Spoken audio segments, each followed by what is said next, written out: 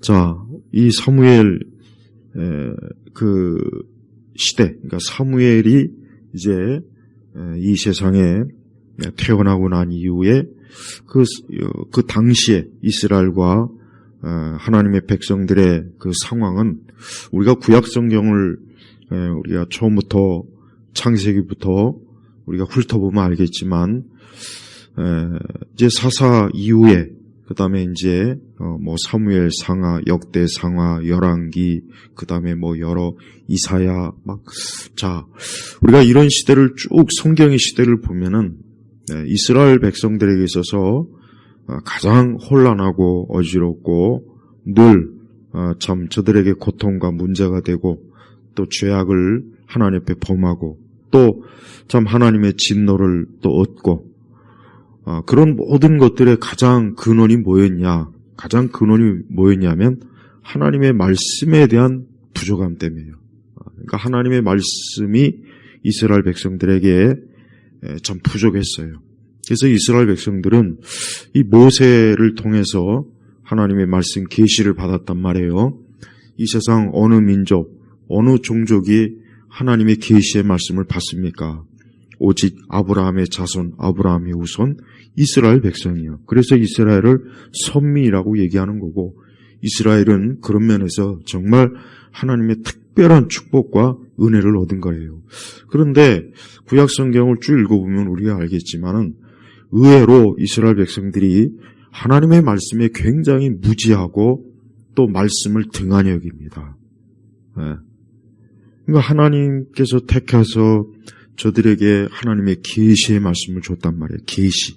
이 계시라고 하는 것은 뭐 사람이 막 책을 보고 연구하고 자기가 고안한 지식이 아니고 이것은 하나님께서 신적 영감, 성령의 영감으로 이 말씀을 주신 것을 그걸 계시라고 하는데 그것을 하나님께서는 이스라엘 백성들에게만 줬단 말이에요. 그런데 이스라엘 백성들은 하나님의 말씀을 너무 소홀하게 여겨요. 하나님 말씀을 너무 소홀하게 여기고 귀하게 여기지 않고 그렇게 신명기에서 하나님의 말씀을 열심히 배우고 읽어라 또 묵상하라 이 말씀을 정말 가까이 하라고 그렇게 하나님께서 말씀하셨지만서도 이스라엘의 전체 역사, 유다의 전체 역사를 보면은 결국은 왜 이스라엘이 그렇게 참 우상을 쫓아가고 하나님 앞에 불순종하고 왜 그렇게 결국은 참 그 다윗과 솔로몬 때 잠깐 반짝였다가 결국은 그 민족과 나라가 그 이방인들에 의해서 결국은 어때요? 엄청난 참 고통과 수치와 부끄러움과 결국은 나라를 잃고 그렇게 돼 있어요. 그리고 또 예수님 시대에도 이스라엘은 사실은 로마에 의해서 당시 로마에 의해서 지배를 받는 그런 상태였어요. 근데 예수님이 오셨지만서도 저들은 하나님의 아들 예수님, 그 메시아를 결국은 거부하고 결국은 나중에 저들 이스라엘 민족이 온 세계에 흩어졌지 않습니까? 그러니까 성경을 쭉 보면은 하나님의 백성인 이스라엘 백성들마저 가장 저들이 큰 죄가 뭐냐? 하나님의 말씀을 무시한 거예요.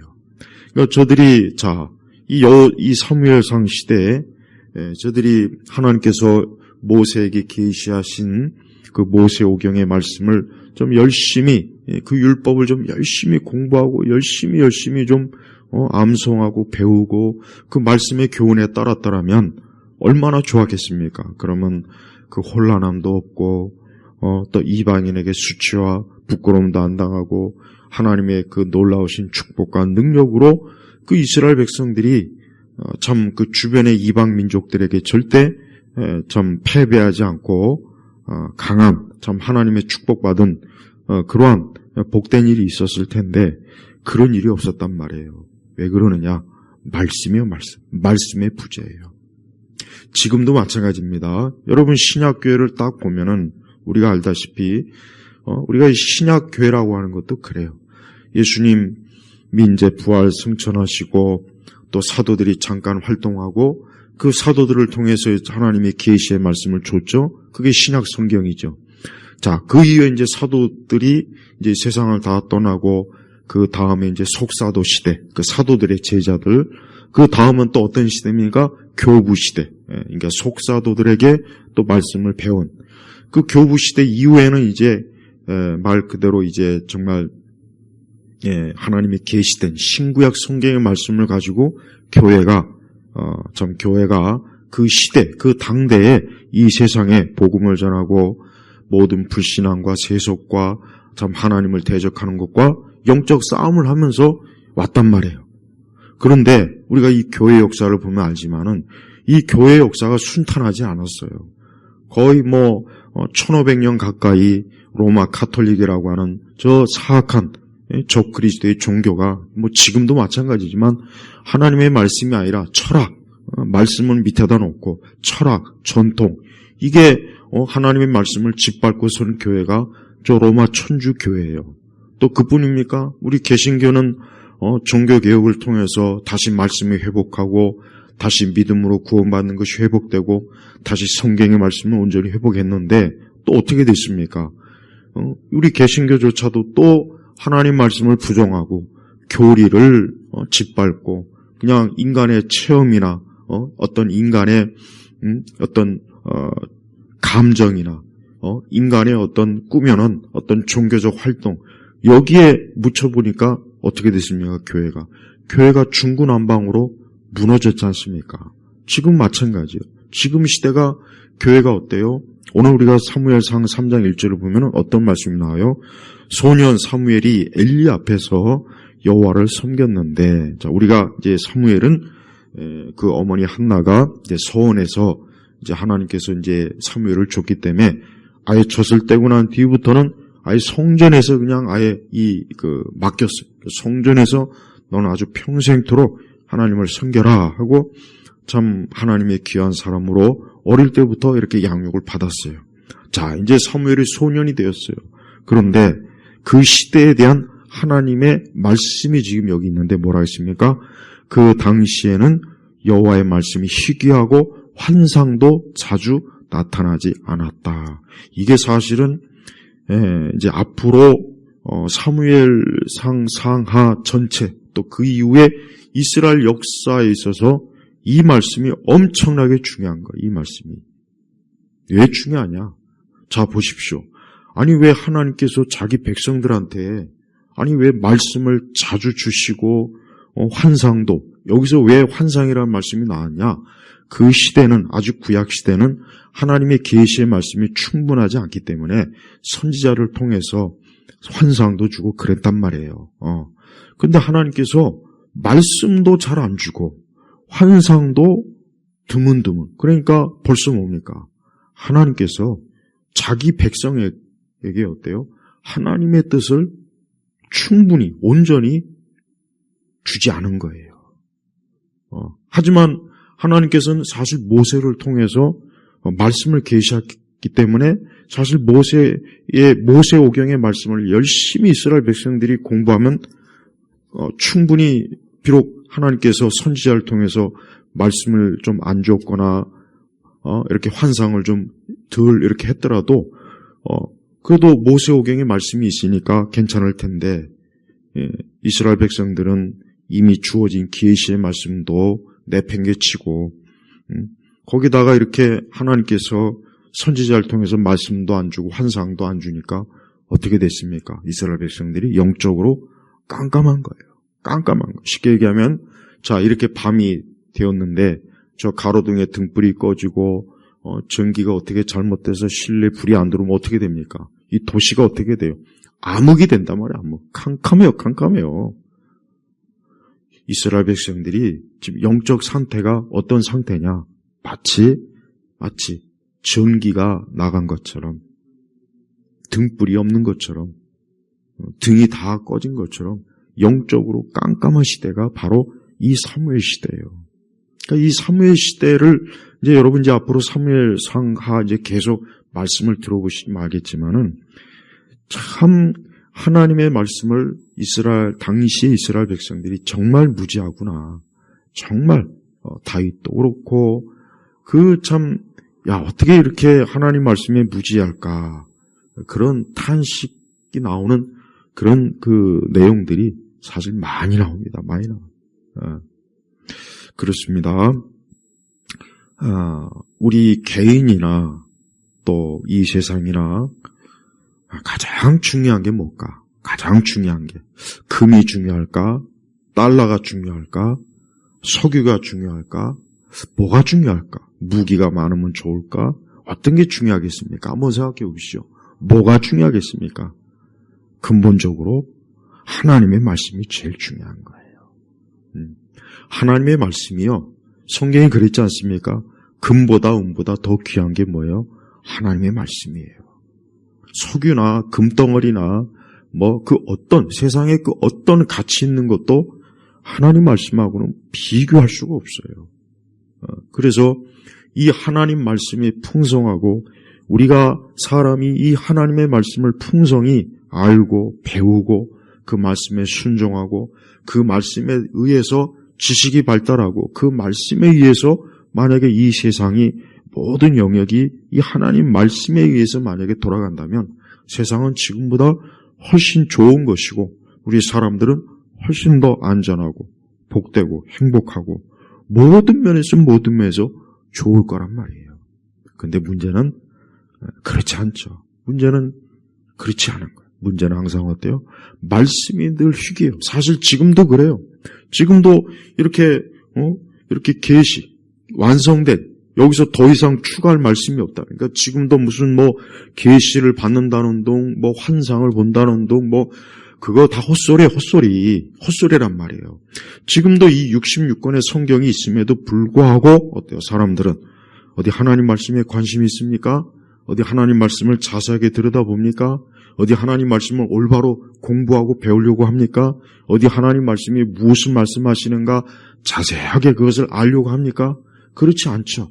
그냥 자기 개인적으로 기분 좋게 하는 말이나 좀 들으려고 하고 자기 개인적으로 그저 몇 마디의 성경 말씀이나 그저 그냥 이렇게 알고 있는 정도지. 창세기부터 계시록까지 정말 하나님 말씀을 가지고 내가 살아가야지. 하나님 말씀으로 내가 인생을 살아야지.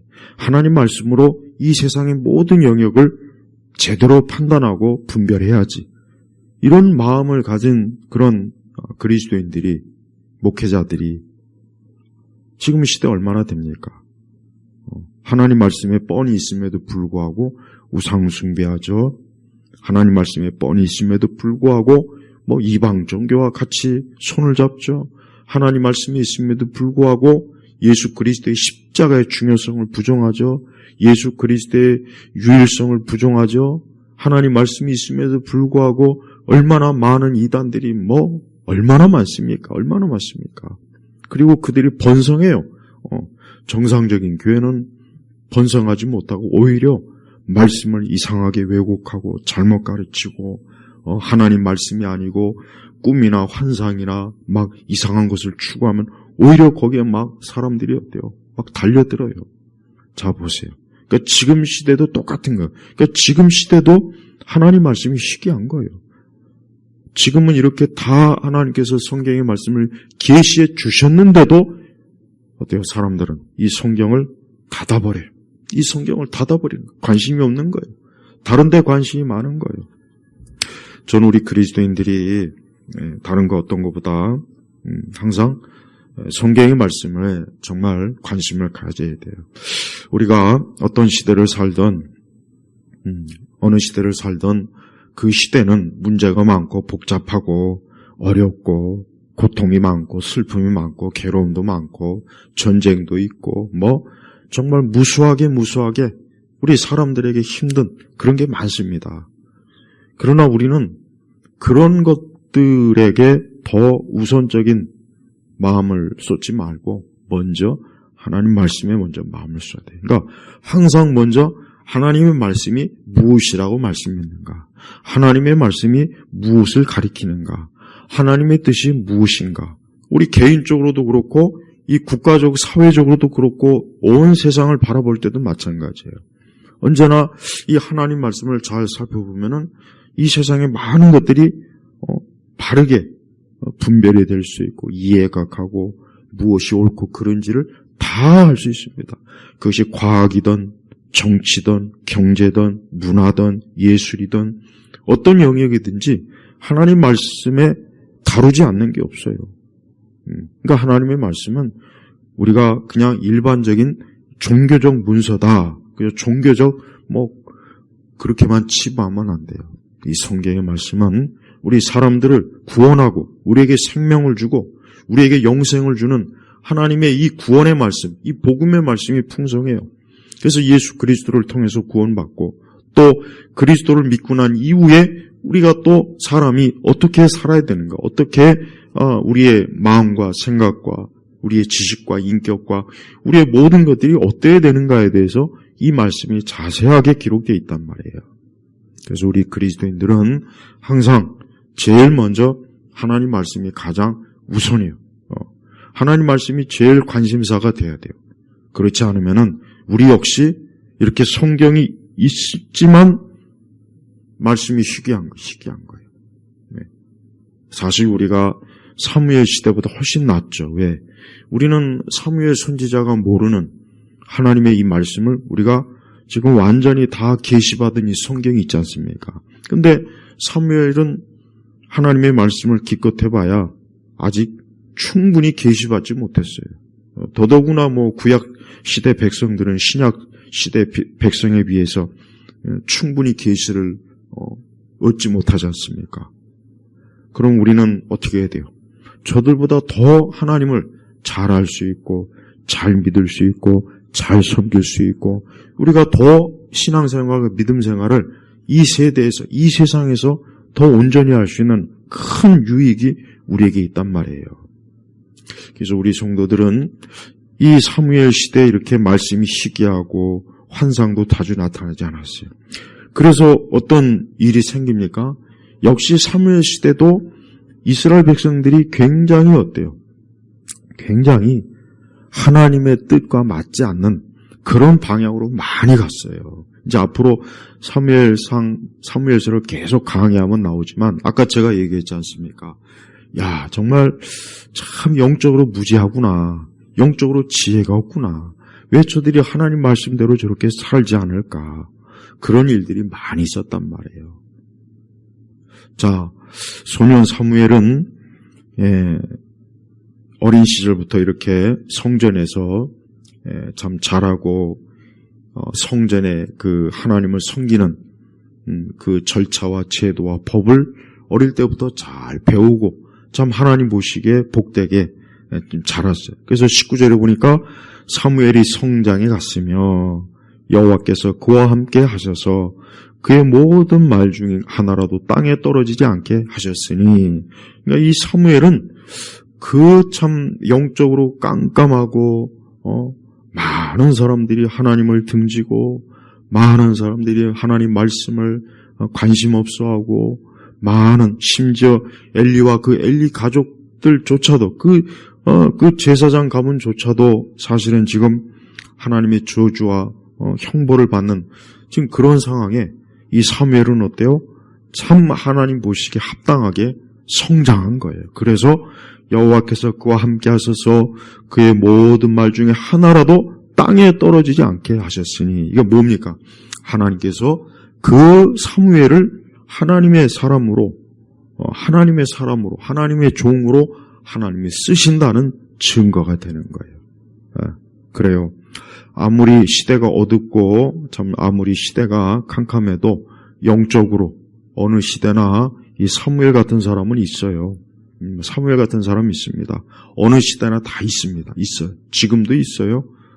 그래서 우리가 우리 자신을 돌아볼 때 항상 우리도 지금같이 이렇게 영적으로 캄캄하고 무지하고 사람들은 말씀을 팽개쳐 놓고 신앙이라고 하는 게 자기 꿈을 쫓거나 자기 환상을 쫓거나 자기 망상에 빠지거나 하나님의 말씀에 의한 신앙이 아니라 내가 만든 신앙, 내가 꾸며낸 신앙, 인간이 꿈을 꾸고 망상에 빠져서 만든 그런 이상한 기독교가 아니라 정말 성경에 근거한 그런 신앙으로 우리가 어때요? 자라야 되는 거예요.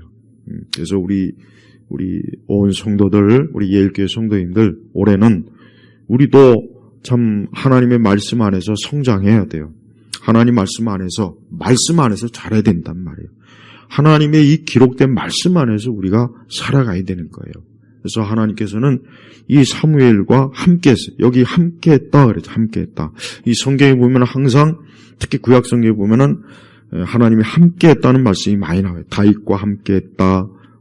아브라함과 함께하고 특히 함께했다는 거, 이 참 요셉과 또 함께했다는 말씀 많이 나오죠. 이 함께하는 게 중요한 거예요. 우리가 이 세상을 살아갈 때 우리 성도들은 항상 하나님이 나와 함께 해주시기를 기도해야 돼요. 주여 나와 함께 해주십시오. 나와 함께. 우리가 그 무엇보다도 누가 나와 함께하는 게 좋습니까? 누가 나와 함께하는 게 좋겠어요? 하나님이 나와 함께하는 게 제일 좋죠. 하나님과 나와 함께하는 게 사실은 최고로 좋은 거예요. 최고로. 그런데 하나님을 믿지 않는 어리석은 자들은 하나님에 대해서가 아니라 다른 것과 함께하려고 해요. 다른 것과 자기들이 생각한 다른 것, 자기 나름대로 좋다고 생각하는 게 많이 있겠죠. 그런데 그것이 무엇이든 간에 하나님보다는 못한 거예요. 하나님보다는 못하는 거예요. 우리가 항상 올해도 하나님 나와 함께, 주님 나와 함께 해주십시오. 우리의 가정과 함께 해주십시오. 우리의 교회도 하나님과 함께 해주십시오. 우리 개개인, 우리 자녀도 하나님과 함께. 이게 가장 축복이에요. 하나님 말고 다른 것과 함께하는 거, 그거는 잠깐 좋을 수 있겠지만 그 끝은 별로예요. 그 끝은 그냥 시들어 빠진 낙엽, 별거 아니란 말이에요. 별거. 그냥 허무한 거예요. 허무. 아무것도 없어요. 텅 빈 거예요. 근데 사람들은 그걸 모르고 자기가 좋다 생각하는 것과 함께 하려고 그렇게 무진 애를 씁니다. 권력과 함께 하는 것, 명성과 함께 하는 것, 이 세상과 함께 하는 것, 이 세상의 육신의 정욕과 함께 하는 것, 세상의 금과 은과 함께 하는 것, 그런 것들을 우린 사실 보편적으로 우리 인간은 어리석기 때문에 그걸 우리가 행복으로 알거든요. 사실 누구나 다. 하지만 예수 그리스도로 알고 하나님을 아는 우리 그리스도인들만큼은 이제 그런 거에서 돌이켜서 하나님과 함께하는 게 가장 큰 복이다. 자, 이제 이 소년 사무엘에게 하나님께서 어떻게 하시느냐?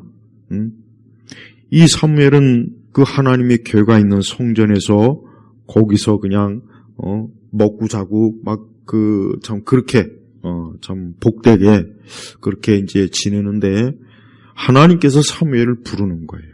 하나님께서 사무엘을 부르는 거예요. 여러분 참 사람이 하나님께 부름받는다는 건 참 축복이에요. 축복. 그러니까 하나님께서 사무엘을 불러요. 근데 사무엘이 아직 그 7절에 보니까 그때는 사무엘이 아직 여호와를 알지 못했고 여호와의 말씀이 그에게 아직 나타나기 전이었다. 자, 우리가 구약시대는 하나님께서 이렇게 하나님이 직접적으로 말씀으로 하나님께서 부르시고 하나님이 찾습니다. 왜? 구약은 아직은 계시가 완성이 안 됐기 때문에 하나님께서 이렇게 하시는 거예요. 하나님이 이렇게 하시는 거예요. 네. 그런데 제가 오늘 우리 신약교회 성도들이 나도 좀 하나님 이렇게 부르시면 그걸 제발 그런 걸 제발 기대하지 말라는 얘기예요. 그런 걸 하나님의 뜻을 알고 싶으면은 이 성경을 피해요. 성경. 괜히 자꾸 하늘 위를 쳐다보거나 꿈을 꾸거나 그냥 환상이나 망상을 보고 싶어가지고 그러지 말고 어때요? 우리는 말씀이 있단 말이에요. 말씀. 근데 사무엘 시대는 아직 계시가 충분히 않잖아요. 그러니까 하나님께서 구약 시대는 봐요. 하나님이 필요에 의해서 음성도 들려주시고 말씀도 해주시고 꿈도 보여주시고 환상도 보여주시고 그러지 않습니까? 심지어 신약 성경에도 아직 계시가 완성이 안 되니까 하나님이 그런 특별한 다른 방식으로 하나님이 부르신단 말이에요. 그러니까 지금은 우리가 하나님 가장 기뻐하는 게 뭐냐면 이 성경을 통해서 하나님을 만나고 이 말씀을 통해서 하나님의 은혜와 뜻을 깨닫고 훈계를 받는 게 이게 하나님이 제일 기뻐하는 거예요. 이게 제일 기뻐하는 건데 이거를 가장 능력이 없다, 모자란다. 아니 그런 식으로 지금은 가르친다니까. 그러니까 정신 나간 사람이 많지 않습니까? 무슨 신비적으로 맨날 나는 하나님을 보았다. 나는 하나님의 음성을 들었다. 나는 하나님을 환상으로 봤다. 이게 사실은 잘못된 거라고. 이게 잘못된 건데, 이게 지금 거꾸로 돼가지고, 이게 능력 있는 거고, 이게 능력 있고, 이게 대단한 뭐라는 것처럼 오히려 거꾸로 됐어요. 그게 아닙니다. 하나님의 말씀, 이 기록된 말씀을 가르치고 전하는 게 능력이라고요. 자, 하지만 사무엘 시대는 그게 아니니까 아직은 하나님께서 사무엘을 부른 거예요. 근데 여기 보니까 사무엘이 아직 여호와를 알지 못했다. 이 알지 못했다는 얘기, 이게 무슨 얘기냐면 아직 하나님께서 사무엘이 어리기 때문에 어린 사무엘이 하나님이 어떻게 나타나신지에 대한 거를 사무엘이 그때까지는 그거를 체험을 못했던 거예요. 그래서 알지 못했다는 거지 사무엘이 하나님을 믿지 않았다. 그 뜻이 아니래요. 그 뜻이 아니라고. 사무엘은 어릴 때부터 하나님을 믿었어요. 하나님이 살아계시고 하나님이 정말 그 불꽃 같으신 눈으로 모든 걸 보시고 하나님이 그 성전에 임재하시고 그래서 사무엘은 하나님이 분명히 살아계시고 하나님이 함께 하신 걸 알았습니다. 그러나 하나님께서 음성으로 그 사무엘을 부르는 그런 것은 경우 못한 거예요. 그러니까 몇 번씩 그 사무엘을 불렀는데 사무엘이 그게 마치 엘리 그 제사장이 부르는 줄 알고 엘리에게 쪼르르 갔는데 나중에 이제 엘리 제사장이 아하 하나님께서 이 어린 사무엘을 부르시는구나 하고 그 사무엘에게 하나님이 부르시면은 그 구절에 보니까 만일 그분께서 너를 부르시거든 여호와시여 말씀하소서 주님의 종이 듣고 있습니다라고 말하여라. 예. 이 엘리 제사장이 그 사무엘이 어린 사무엘에게 하나님이 너를 부르면은 주여 주의 종이 여기 있습니다. 말씀해 주십시오라고 그렇게 답하라고 가르쳐 준 거예요. 예. 그 엘리 제사장은 하나님이 어떻게 나타나신지를 아니까. 하나님께서는 이렇게 지금도 살아계십니다.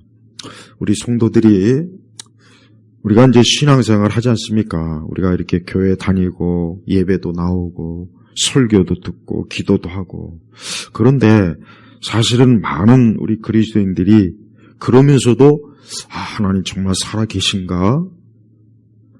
정말 하나님이 역사하시는가?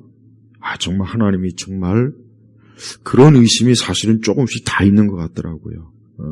근데 그게 어떻게 보면 우리의 한계죠, 한계. 근데 오늘 이런 말씀을 통해서 하나님은 살아계시는구나. 이렇게 사무엘을 부르신 하나님은 지금도 나를 말씀을 통해서 부르시는구나. 지금도 나를 아시고 보시는구나. 이걸 꼭 여러분 믿으셔야 돼요. 그래서 하나님은요, 사무엘에게 이렇게 나타나셔서 사무엘을 부르셔서 하나님의 뜻을 알려주지 않습니까? 우리에게도 마찬가지예요. 오늘 우리에게도 우리가 이 귀로 무슨 하나님의 음성을 듣지 않아도 우리가 무슨 눈으로 꿈에 하나님 환상 안 봐도 상관없어요. 우리는 이 말씀이 있기 때문에 하나님께서 하나님의 뜻과 하나님의 모든 교훈과 계획을 알 수가 있단 말이에요. 근데 가장 하나님이 기뻐하시는 그런 방법을 제껴놓고 이런 걸 말씀을 제껴놓고 그냥 지금도 엉뚱하게 참 하나님을 찾고 구하는 사람들이 그렇게 많습니다. 그렇게.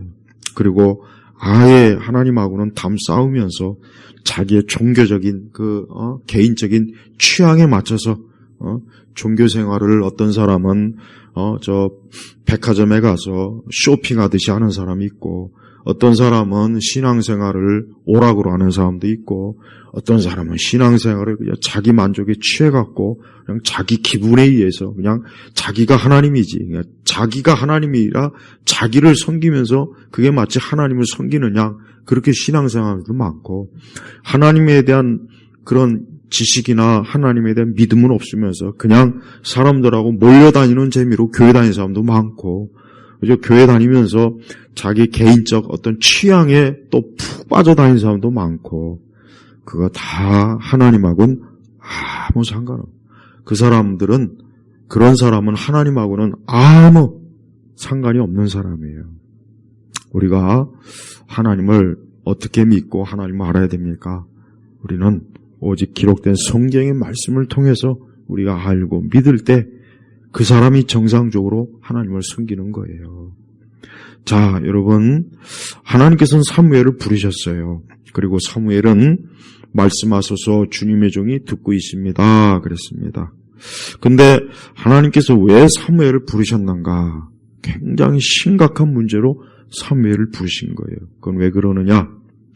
엘리 제사장 가문에 대한 하나님의 진노와 심판을 사무엘에게 말하려고 그 어린 사무엘을 부른 거예요. 왜 엘리를 부르지 않고 사무엘을 불렀을까? 그것은 엘리가 영적으로 이미 어때요? 이미 엘리는 영적으로 참 둔감해진 거예요. 아무리 제사장이라도 하나님과 소통과 교통이 엘리 제사장에게 있어서는 이미 벌써 무너져 버린 거예요.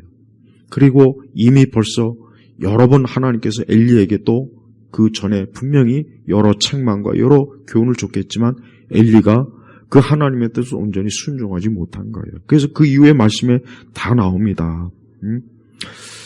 자, 11절 보니까 여호와께서 사무엘에게 말씀하셨다. 보아라, 내가 이스라엘 가운데 한 가지 일을 하려고 하는데 누구든지 그것을 듣는 자는 그의 두 귀가 울릴 것이니 내가 엘리의 집에 대하여 말한 모든 것을 그날 엘리에게 처음부터 끝까지 시행하겠다. 그러니까 하나님께서는 엘리 집에 하나님께서 하고자 하는 것을 사무엘에게 먼저 알려주는 거예요. 먼저 사무엘에게.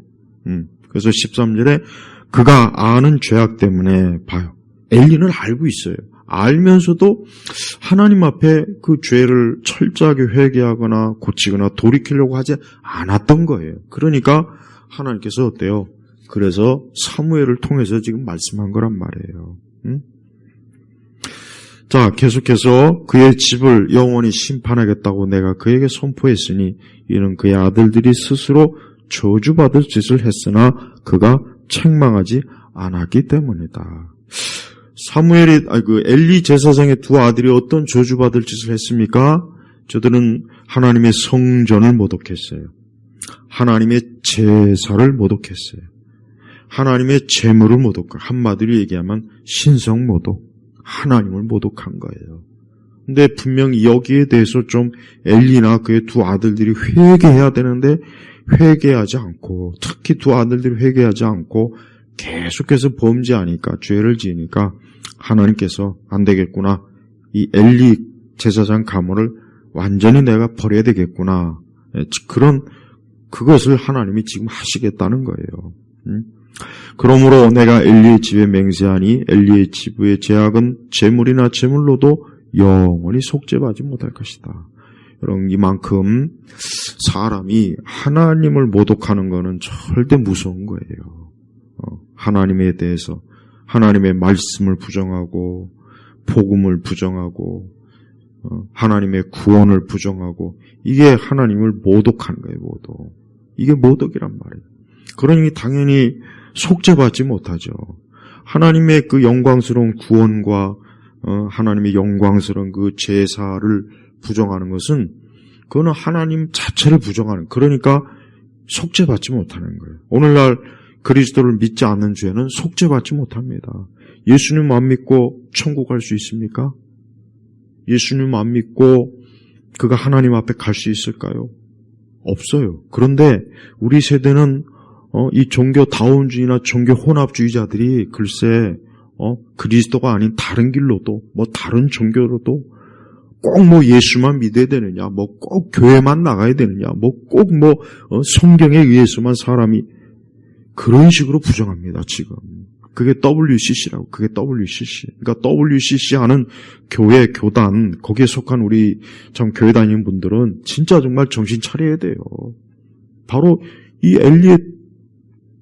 엘리의 두 아들들과 엘리 가정이 저주받은 죄를 이 WCC가 하는데도 불구하고 천하태평이에요. 천하태평이에요. 우리나라의 신학자들과 목회자들 진짜 정말 하나님 앞에 이 그런 종교다운주의, 혼합, 그리스도의 절대성을 부정하고 십자가를 부정하고 예수님의 절대적인 구원의 그 단 하나의 길을 부정하면서도 그런 그 일을 도모하고 그런데 참여하고 그걸 잘한다고 박수치고 거기에 참가하고 거기에 소속되어 있고 가입되어 있고, 여러분 이게 적은 죄 같습니까? 이 다음에 나는 몰랐어요. 나는 몰랐어요. 그건 안 통하는 거예요. 안 통하는 거라고. 하나님 앞에서 그런 것은, 그런 변명은 안 통하는 거예요.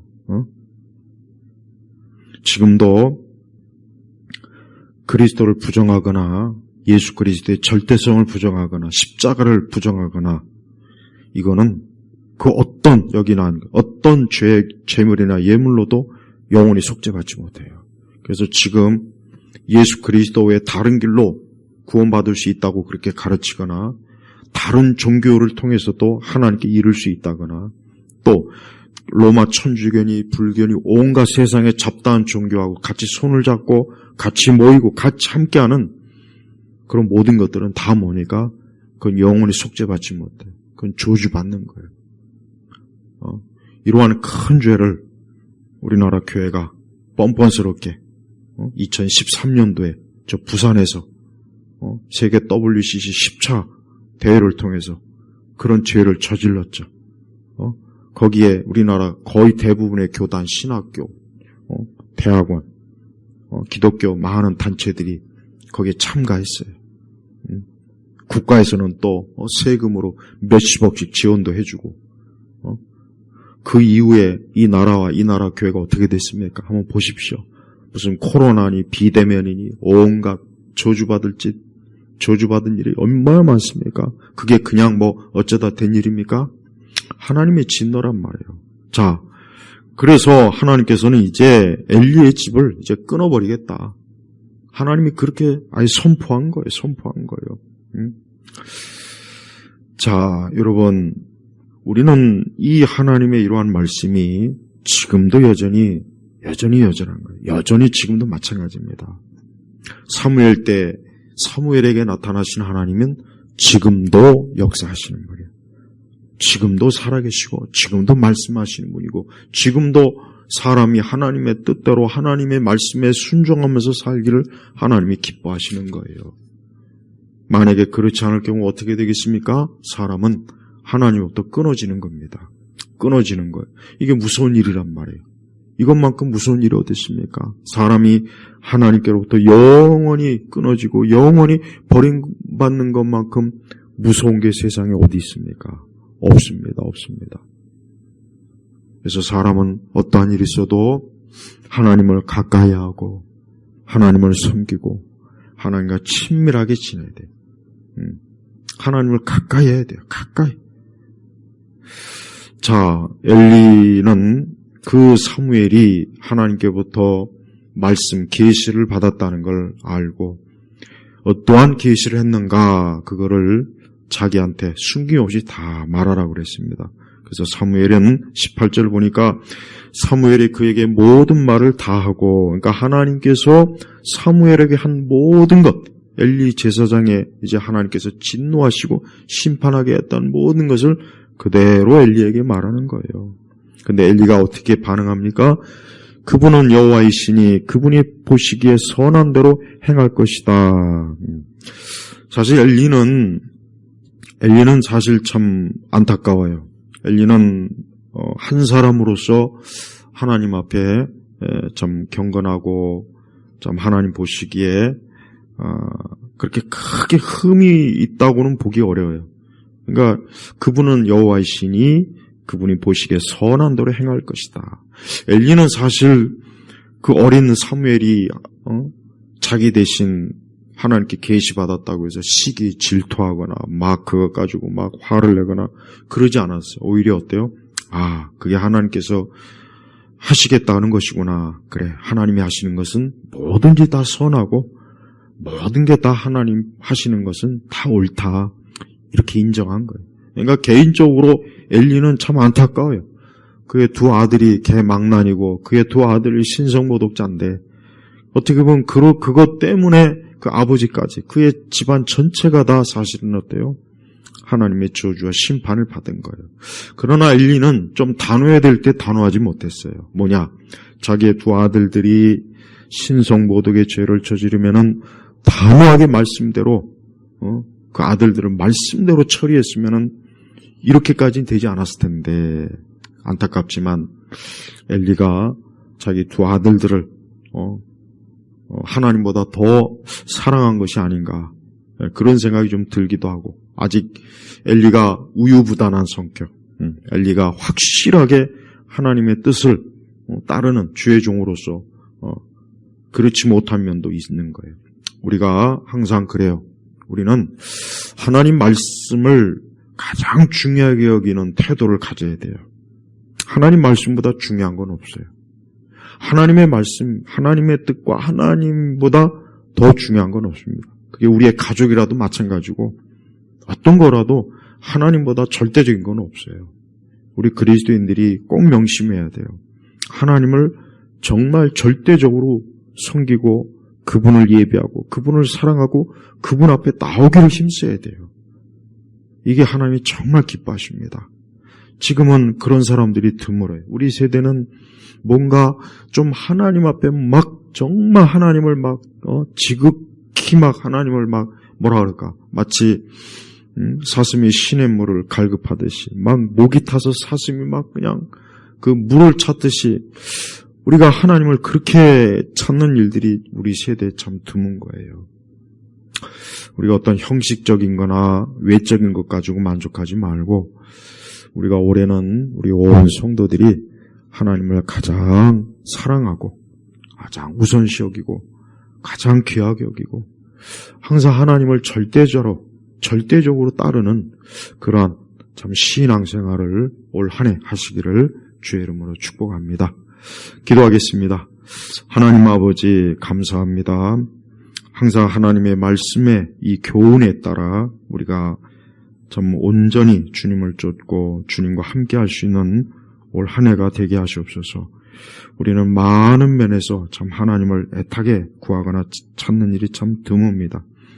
우리가 매일매일 우리의 처소에서 우리의 일상에서 하나님을 가까이 하고 하나님과 함께하는 그런 참 하나님의 자녀의 모습대로 살도록 이끌어 주옵소서. 감사드리며 우리 주 예수 그리스도의 이름으로 기도 올렸습니다. 아멘.